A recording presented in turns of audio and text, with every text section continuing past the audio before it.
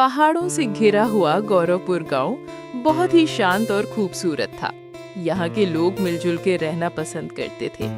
लेकिन इस साल गांव में खबर ने सभी को डरा रखा था कि इस बार 50 साल बाद सबसे कड़ाके की ठंड पड़ेगी। गांव का हर एक परिवार चिंता में था, लेकिन इस चिंता के बीच एक आदमी था जो इस ठंड को एक अवसर की तरह देख रहा था।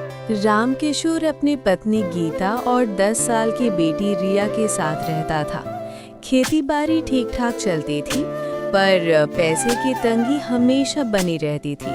सुबह सुबह जब रामकिशोर खेत पर जा रहा था, रास्ते में उसे उसके दोस्त मोहन और रतन मिल जाते हैं। अरे रामू, सुना नहीं, इस बार तो खून जमा देने वाली सर्दी पड़ेगी। हाँ भाई, सुना है कि हवा के झोंके से भी शरीर सुन्न हो जाएगा। पिछले साल की ठंड याद है?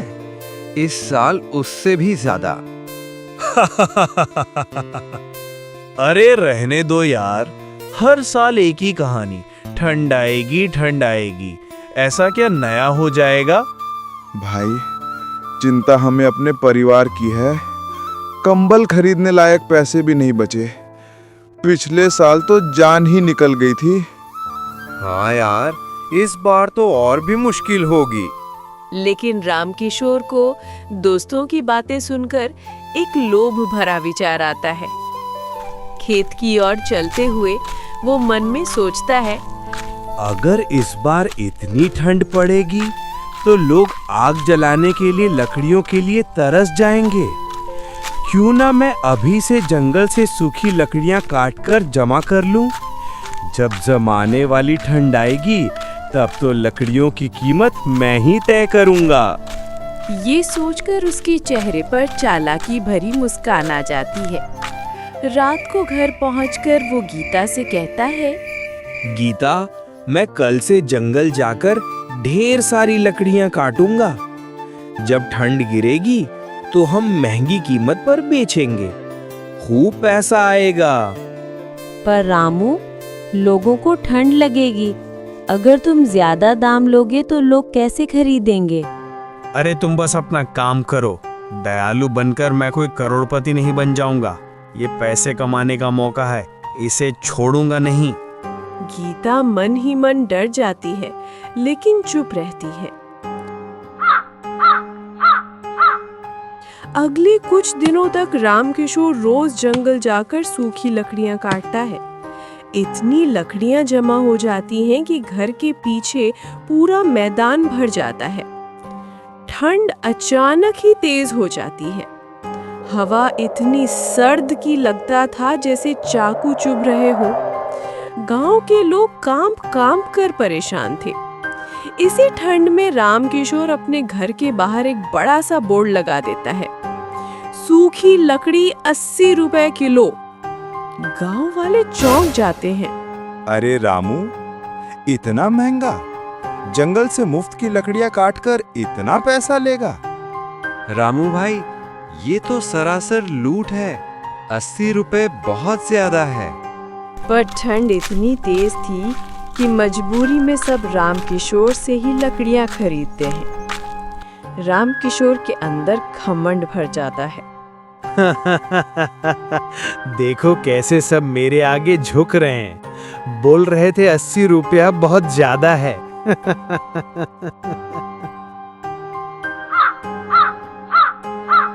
एक दिन बहुत बूढ़ी औरत रामकिशोर के दरवाजे पर आती है।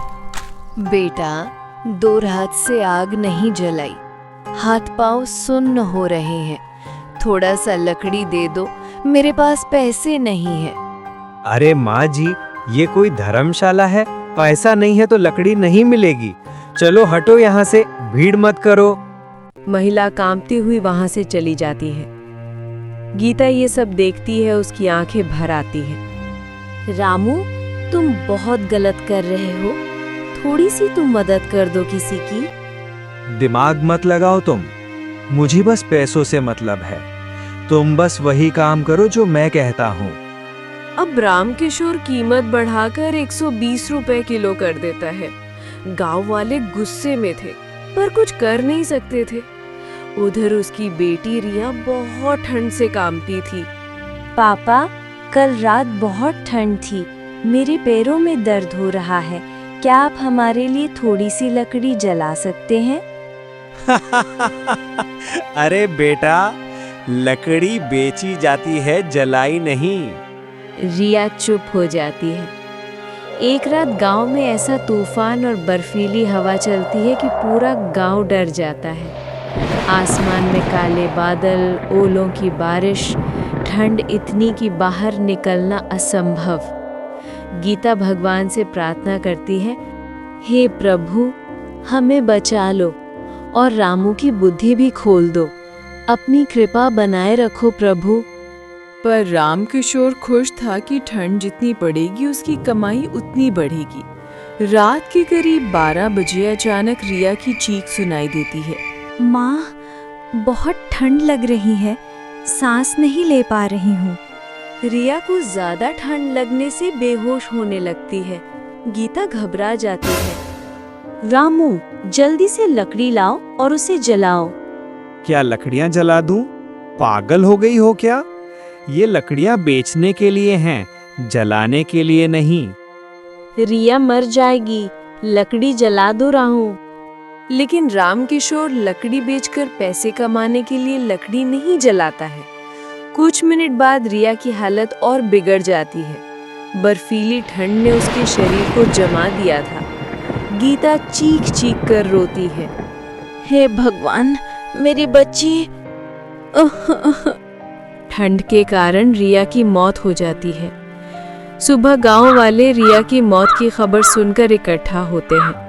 मोहन गुस्से में कहता है, रामू, तूने लकड़ी नहीं जलाई, अपनी बेटी के लिए भी नहीं। कैसा बाप है तू?